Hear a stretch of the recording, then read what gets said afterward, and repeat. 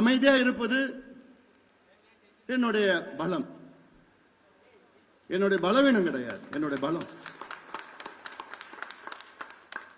இன்னைக்கு நான் அமைதியா தான் இருக்கிறேன். நம்ம யார எதிர்க்கணும், யார விமர்சனம் பண்ணணும், யார் நமக்கு எதிரி? யார் எதிரி? திமுக எதிரி. திமுக விமர்சனம் பண்ணுங்க, திமுக எதிருங்க. ஏன்னா நமக்கு துரோகம் பண்ணது திமுக. நமக்குள்ளே பிரச்சனை வேண்டாம், நமக்குள்ளே சர்ச்சை வேண்டாம், நமக்குள்ள பதிவுகள் வேண்டாம். நம்ம எல்லாம் ஒரே குடும்பமா இருக்கிறோம், நம்ம எல்லாம் அண்ணன் தம்பிகளா இருக்கிறோம், மாமா மச்சானா இருக்கிறோம், எல்லாமே ஒரே குடும்பம். நமக்குள்ள யாரும் எந்த விமர்சனம் தேவையில்லை.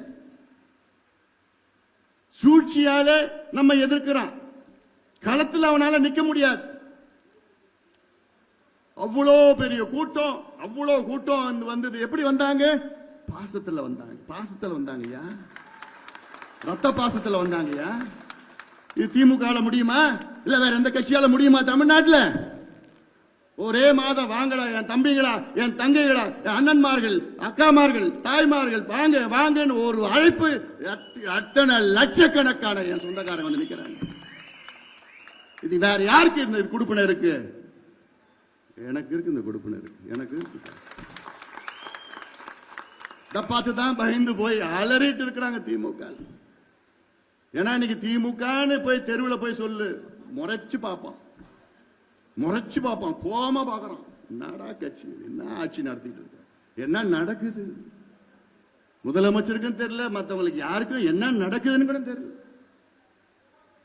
நீ பார்த்தா நம்ம கட்சிக்காரர் பக்கத்துல சக்கரவர்த்தின்னு வழக்கறிஞர், அட்வொகேட், சுட்டுறாங்க, துப்பாக்கியால சுட்டு கொலை பண்றான். எங்கிருந்து வந்து இந்த கலாச்சாரம்? இந்த கலாச்சாரத்தை நாம அமெரிக்காவில் பார்ப்போம், ஐரோப்பாவில் பார்ப்போம், வெளிநாட்டில் பார்த்துருக்கோம். திட்டமிட்டு வந்து என்னென்னமோ பார்த்து கரெக்டா போய் வீட்டு பக்கத்தில் போறப்பல சிசிடிவியில் பார்த்தா தெரியுது. நமக்கு முதல்ல பார்த்தா தெரியல. போஸ்ட்மார்ட்டம் ரிப்போர்ட் வந்ததான் பார்த்தா துப்பாக்கியில சுட்டு குண்டு உள்ள இருக்கு. எவ்வளவு மோசமானது இந்த கலாச்சாரம். யாரால வந்தது? யார் காரணம் அதுக்கு? முதலமைச்சர் மு.க. ஸ்டாலின் தான் காரணம். காவல்துறை அவருக்கு தான் இயங்கிட்டு இருக்கு. காவல்துறை ஏதோ இயங்கிட்டு இருக்கு, அவர் இயங்கல. உங்களால முடியலன்னா இந்த துறையை வேற யார்கிட்டயும் கொடுத்துட்டு போங்கல, நல்லா இந்த துறையை நடத்தவங்கிட்ட கொடுத்துட்டு போங்க. உங்களால எந்த துறையும் இயங்க முடியல, ஏன்னா தெரியணுமே. யாரோ சொல்றாங்க, செஞ்சிட்டு இருக்காரு, அவ்வளவுதான்.